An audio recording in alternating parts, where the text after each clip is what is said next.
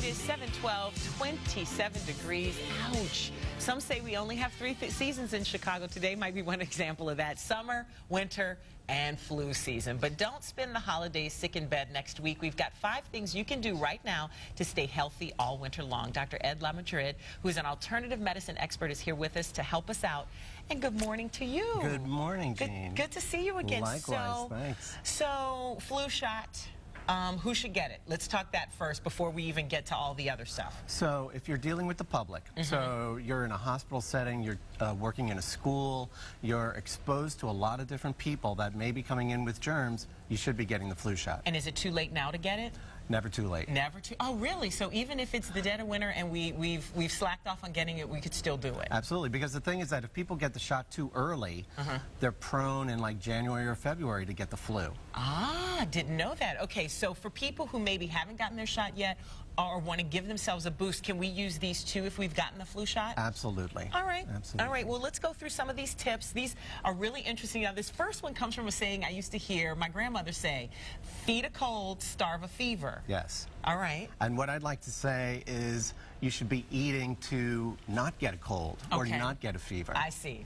And so, you know, we're just talking about good nutrition. So your fruits and vegetables here are high in flavonoids, which have actually been shown to be anti-inflammatory and have antiviral and antibiotic Any kind properties. of fruit and vegetable, or any specific fruits we should be stocking up on? So onions and garlic have some of the highest levels of sulfur. So they become very antibacterial, you know, and work really well. Tomatoes, broccoli, apples, an apple a day keeps the doctor away is not a wives' tale. Interesting. It actually works. And then mushrooms like shiitake and reishi are also amazing. They're being studied for anti-cancer properties. Wow, but they could also help boost up your immune system. Okay, so our next tip is turn to tea. Turning to tea is really important, and Asia really embraced this and part of the lifestyle. And so things like green tea has been shown to also have antiviral properties. Oh, wow. And so drinking tea daily will help with that. Peppermint tea, great for throat problems. Astragalus, putting some lemon, all good stuff. And even honey has antibacterial properties. Now let me ask you a question about the lemon. I see you have like little lemon peels. Do you make tea out of this, or just add this to the tea that you already drink? So an immunity tea that I make actually has astragalus, some lemon peel, and some honey. Oh wait, forgive me for this. What's astragalus? Astragalus is a great herb. It's used in Chinese medicine. It looks like ginger to me. It looks like dried ginger. I don't know if we can get a close-up of this right here, but it looks like little wood chips. It does. It does. It's you can get it at any herb shop, or they actually sell tinctures of it that could be used instead. Okay, great. Sounds good. And so you make a tea of that with the lemon, and then that can help you. Now, is that when you already have the cold or before you get the cold? So all of these are really good as preventative medicine. Okay. So, but if you do get the cold or you do get the flu, these will help you beat it faster. Okay, I like that. Shorter is better. Now, your third tip is herbal remedies. So herbal remedies, these are easy to incorporate into your food. So turmeric has been shown to have a great deal of antibacterial, antiviral properties. And is this the stuff that's in curry powder? Yes. Okay. Ginger is great for the stomach, great for nausea. Also has antibacterial properties as well. And then things like basil, cilantro, sage, they're all great.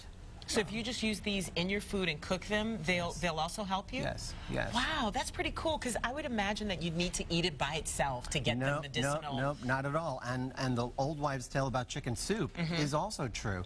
Chicken soup is actually great for helping you to expectorate mucus. Oh, okay. So, you know, so you take some of these vegetables, put a couple of herbs, put some chicken broth, and now you've got a really medicinal soup. I like that, and it tastes good too. Okay, so I love this because I believe in number 4 a lot, relaxation and sleep. Why is that so good for us? So important. They've actually shown, they've had studies where sleep deprivation actually lowers your immune system. So you pull a couple of all-nighters, and then the next day you catch up on your sleep, the next day you catch a cold. Interesting. And then our final tip is ancient therapies. You got some interesting looking stuff over here. So ancient therapies, so traditional Chinese medicine really invented preventative medicine.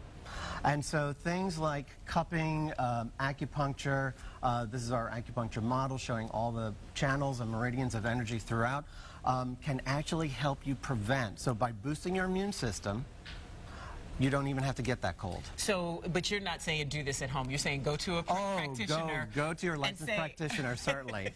And say, I need some preventive medicine. Yes. Very cool stuff, Doctor. Yes. It's always good to see you. Likewise. Thank you so much. And Thanks, here's to Jeanne. all of us not getting sick. If you need more information on these tips in depth, you can check out Lamadrid.com. This site is on your screen right now. We'll put a link on our website as well. And now Melissa is checking the weather. And it's never good to try cupping at home by yourself, you know? You don't. All right, it's 7:17. I feel good. I had the flu